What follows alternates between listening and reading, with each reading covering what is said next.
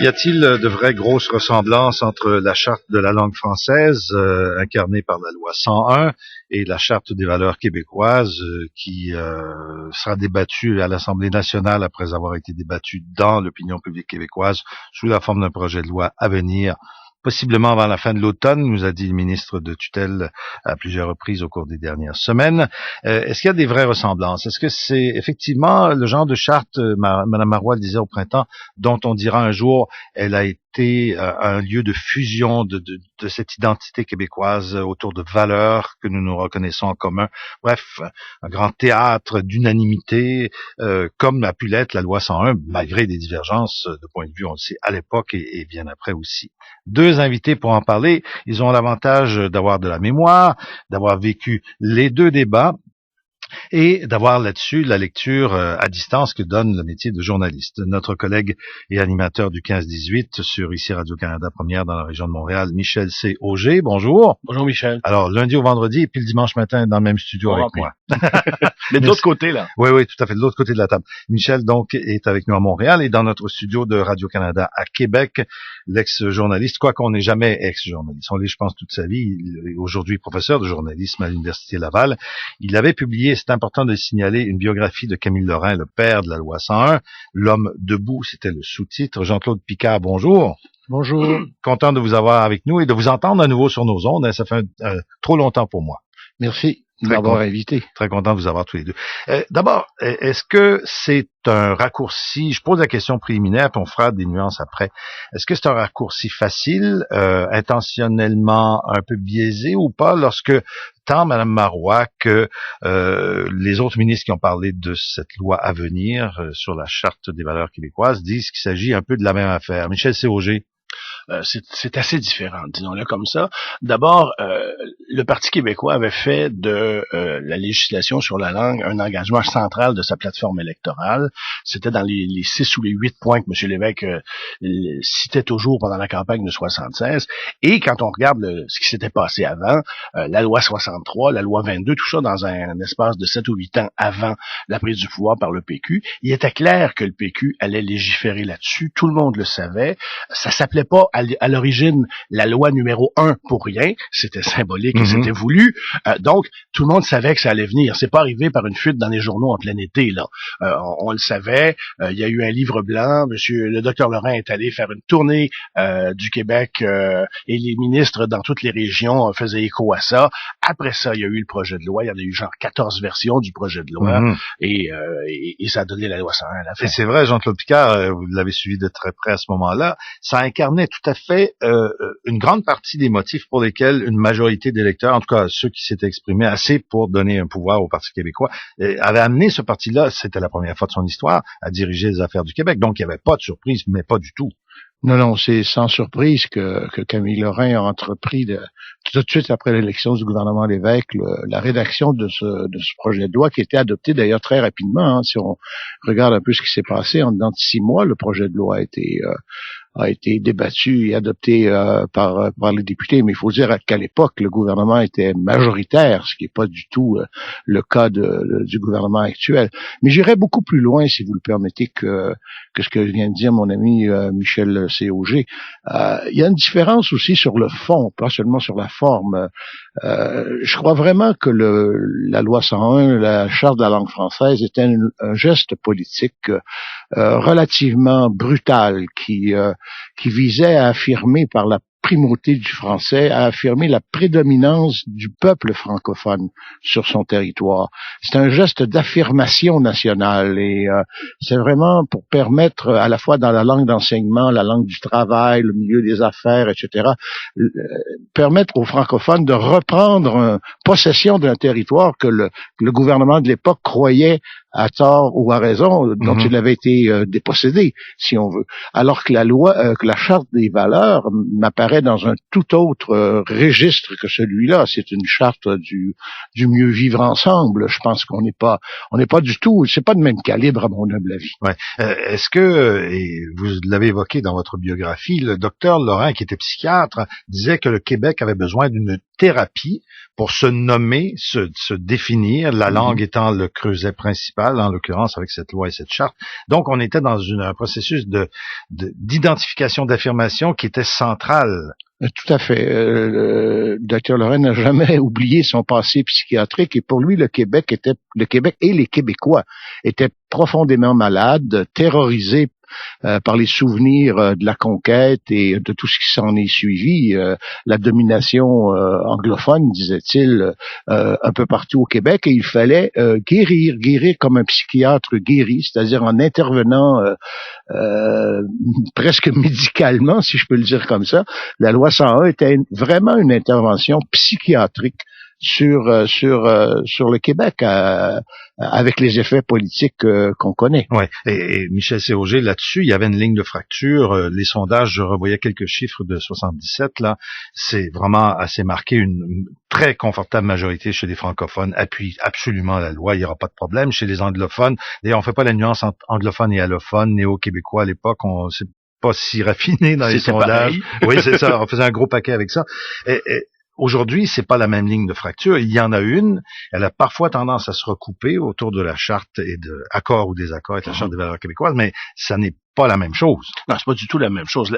À ce moment-là, c'est très clair que il y a deux groupes qui s'opposent de façon totale à la loi 101. Il y a d'abord, comme vous le dites, les anglophones et les allophones, on faisait pas tellement la différence à ce moment-là. De toute façon, c'était le cœur de la loi 101, c'est-à-dire les immigrants arriveront au Québec et ils iront à l'école française. Alors, c'était clair que les groupes allophones n'aimaient pas cette idée-là.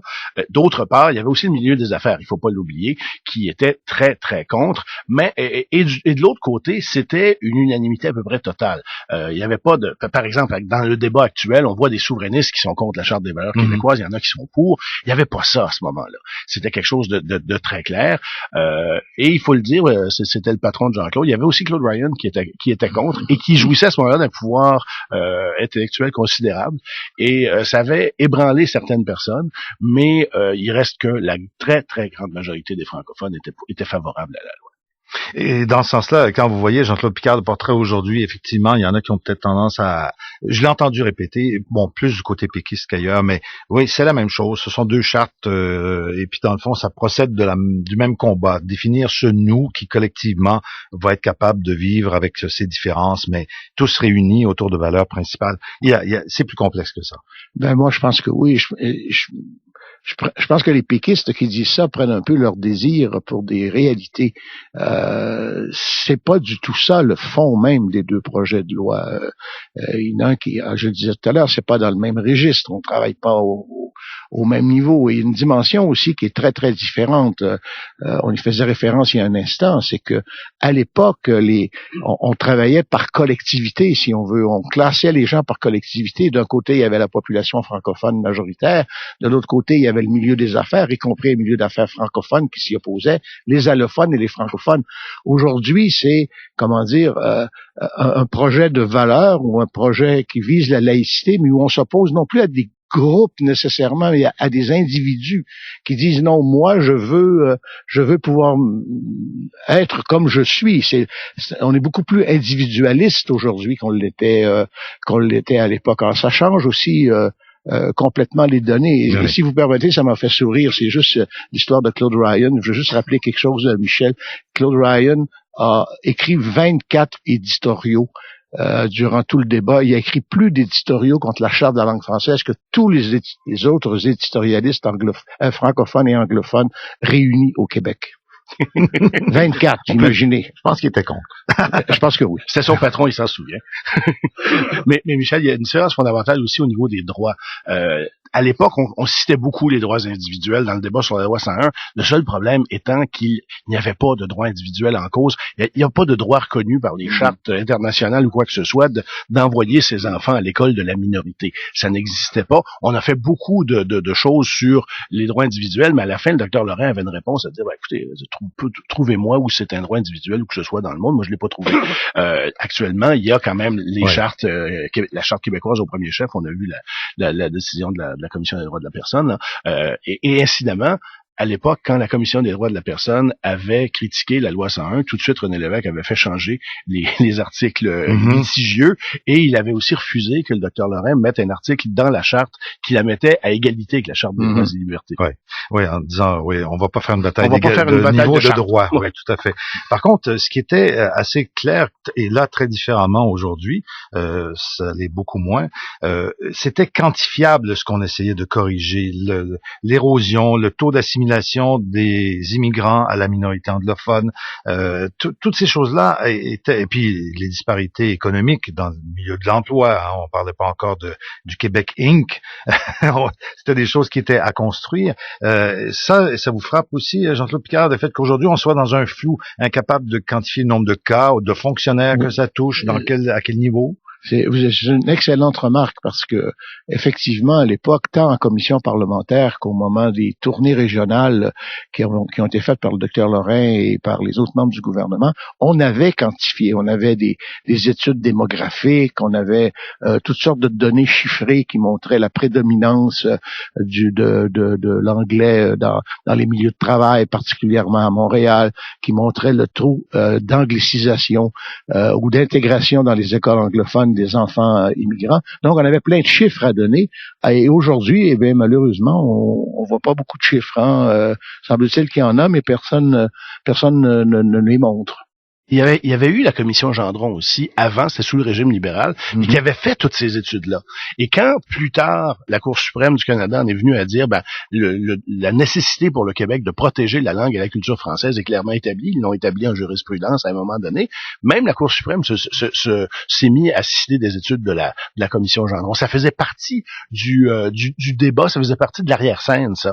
Et le gouvernement s'en est beaucoup servi. Aujourd'hui, c'est un peu l'inverse. Il y a le rapport de la commission Bouchard-Taylor, mais le gouvernement le rejette. Et c'est pour ça qu'il légifère. Là où les deux chartes se ressemblent peut-être un peu, c'est que dans les deux cas, ça s'est vérifié, l'autre c'est probablement à venir, la contestation devant les tribunaux.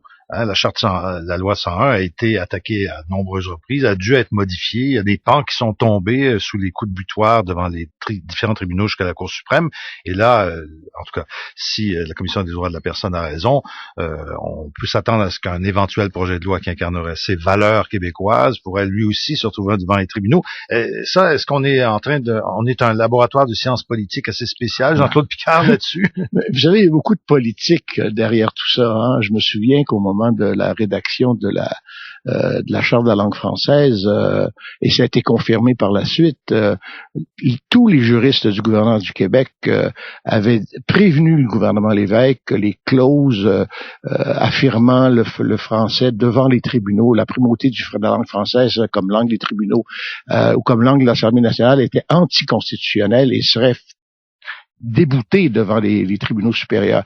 Et là, le gouvernement, à l'époque, avait quand même choisi de les mettre dans la loi, justement pour cette raison, voulant se servir de cet argument par la suite dans un éventuel référendum. Et ça a été confirmé par plusieurs personnes. Alors, il y a peut-être dans l'actuel projet de M. Drainville en préparation, qu'on connaît toujours pas, mais il y a peut-être des choses un petit peu comme celle-là qu'on va y retrouver, dont on sait à l'avance qu'elles vont être déboutées, et ça fait notre affaire qu'elles le soient. On prépare peut-être pas juste une élection, mais un éventuel référendum. Peut-être.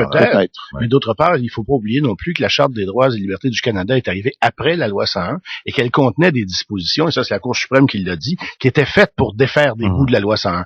Alors ça aussi c'est arrivé. Faut pas oublier une partie des raisons pour laquelle Pierre Trudeau tenait devant à sa charte, c'était pour défaire des parts de la loi 101. Michel C. Auger, que pouvaient entendre nos auditeurs de la région de Montréal, en tout cas au 15-18 du lundi au vendredi, et Jean-Claude Picard, professeur de journalisme à l'Université Laval. Je vous retourne à sa biographie de Camille Lorrain. Il y a tellement de choses intéressantes là-dedans. L'homme debout. Jean-Claude Picard, merci beaucoup d'avoir été avec nous. Merci. Michel C. Auger, merci. Ça fait plaisir. Au revoir.